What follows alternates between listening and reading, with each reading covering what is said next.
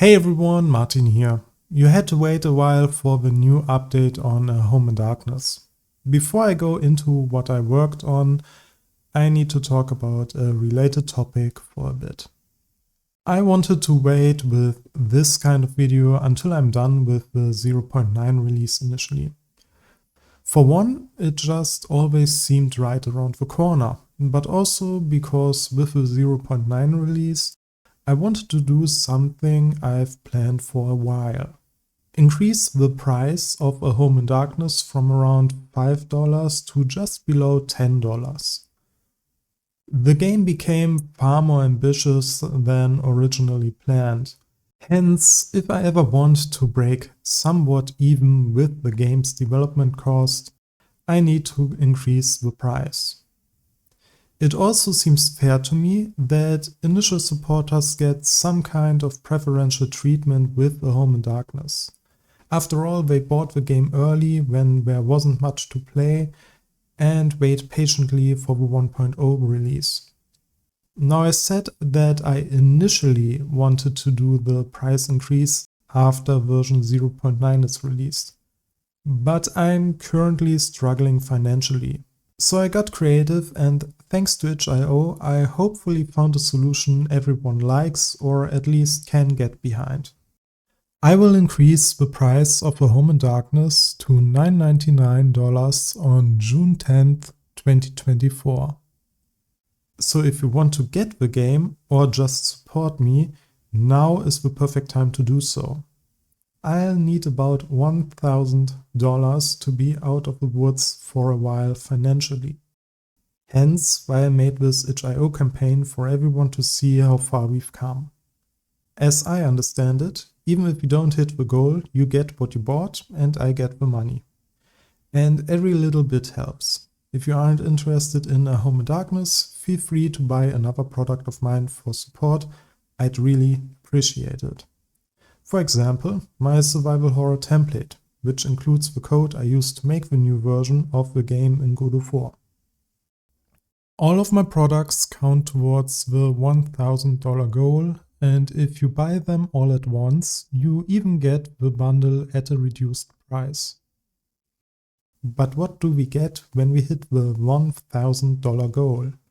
I think the most fitting and realistic reward is the release of version 0.9 on July 3rd, 2024. Remember, if you don't meet the goal, I'll need to find some other way to get the $1,000, as paying for food is really important to me. So not meeting the goal means I can't put any time into A Home in Darkness for probably the next 2 months at least. On the other hand, if we meet the goal in time, I can use the month of June to really put some all-nighters in and focus on the game. I am already very close to the finish line of the 0.9 milestone, and I really want to get it out there before summer ends. But I can't if we don't meet the goal. So one more time, please support me on this, and thank you to everyone who does. Now on to the regular devlog, in which you'll see a sneak peek into all the changes I'm already made and am making to the game. First up, making this survival horror template helped me a lot with finding bugs in my original code and simplifying existing systems. So much so that I ended up using the template myself to remake my own game, which is kind of funny, but also proves how useful the template actually is. With the template, the majority of the system programming is done for the game. All that's left are game-specific programming tasks revolving around using rituals to solve puzzles and defeat enemies. However, while this sounds small, this part is actually really difficult and time-consuming. So while you will see this working in version 0.9, I'll probably add more instances of this family of mechanics into the 1.0 release. Pair that with my obsession for making the game look as DOS-like as possible. I know many people have nostalgia for the old Resident Evil and Silent Hill, but I'm not like that. On top of that, games looking like they would run on an old DOS PC are very rare these days. So I guess that's why it's so important to me to get the art right. And I think I got pretty close. Let's see the beginning of the game as an example.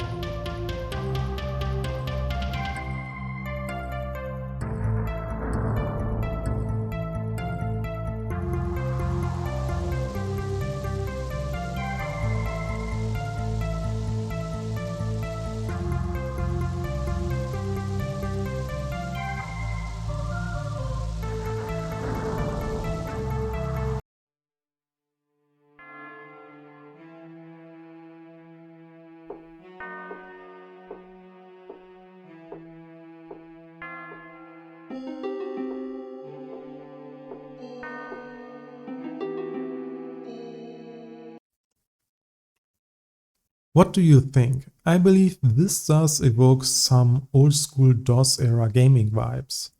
I made sure to avoid linear blending, both in textures and animation. I made sure to use an old school color scheme. The whole fact that the intro is now 2D instead of 3D pays tribute to how old school DOS game intros worked. And of course, everything is rendered in 480 by 270, which is basically the same resolution as old DOS games, just with 16:9 ratio applied. Figuring all these small details out and redoing everything took a lot of time, especially since I was faced with a big problem: level of detail. Due to the fact that I didn't want any linear blending in my texture bitmaps and use actual 3D objects for the environment instead of pre-rendered backgrounds, scenes just didn't look good in-game. But I need to be able to quickly change the level layout, so pre-rendered backgrounds aren't of much use at the moment. As I mentioned before, I'll need to include a lot of puzzles and enemies in the game. I can't do the finishing touches on the levels right now, because it may lead to problems with the enemy AI later on. To solve this conundrum, I looked into manually editing the different bitmap layers of my 3D objects. It's easiest to see with how the detail on the house changes when you get close. This is another time-consuming extra step I have to take for, in theory, every 3D object in my game. All that just to get the look right. I know how much this obsession to detail hurts the overall progress on the game, but I can't help it. This is the type of game I want to make. If I don't allow myself to learn and make the game I want to make, who will? But yeah, that's basically why everything took so long. I needed to figure it all out by myself and search for YouTube videos on specific topics I didn't fully understand. And again, I'm very happy with the intro and the first screen of the game as they are right now. I like the color scheme, I like the composition, and I really like how still the image feels. What's the opposite of a noisy image? I think that's what makes this whole art style different from, for example, the PS1 era of games. Everything was even more minimalistic and deliberate. And most of the time it resulted in an easier to read and look at image. Something I still need to change for my game. DOS-era 3D characters were low poly. But not like modern low poly. No, even more low poly than low poly. One could almost call it no poly. According to Wikipedia, characters in Alone in the Dark had only around 250 polygons total. And yeah, they look like that. But having as few polygons on the characters as possible will make it easier for me to create new ones and animate them. So redoing the main character is not just a style decision, but also a decision made for game scalability. Because this is what the final game loop will look like. Unlike initially planned, I won't be creating a linear story comparable to what Alone in the Dark did. During development, I just realized that story isn't something I'm good at. And by story, I mean creating the plot of a game, with interesting twists, a well-defined arc of suspense, and some kind of meta topic you can talk about long after you finished the game, etc. So I realized my game should tell its story mostly through gameplay. There are many ways to go about this, but I think most fitting for the game is emergent gameplay. So here's the scenario. Basically, our world is overrun by demons, ghosts, and other supernatural beings. There is a reason for that, but you won't know in the beginning. You decide to go back to your hometown to find your friends and family amidst all this chaos. In order to find them, you'll have to fight supernatural beings, find notes, stock up on supplies, and ask people on where you can find the ones you're looking for. The more you advance, the more you'll understand how to fight the enemies by learning and performing rituals as well as finding better weapons. Now this is just a brief summary of the setting, but it allows me to do much more interesting gameplay than the stories I've used to build the game around before. The game will have indoor and outdoor areas, a varied cast of NPCs and enemies, as well as some rarely seen gameplay mechanics. During the day, you'll stock up on supplies, heal up, prepare ritual circuits, and maybe ask some NPC for useful information. At night, you'll lure enemies into your ritual traps, fight them, explore buildings, and look out for people to rescue. You might understand now why I decided to increase the price of the game at some point anyway. Will all this be done in the 0.9 release? Of course not, but the core gameplay loop will be in there. What you'll see in the 0.9 release, you'll get more of in the full release. For 0.9, you'll only have one small area to traverse, while the full release will have a handful. Maybe 0.9 will also be limited in the number of days you can play.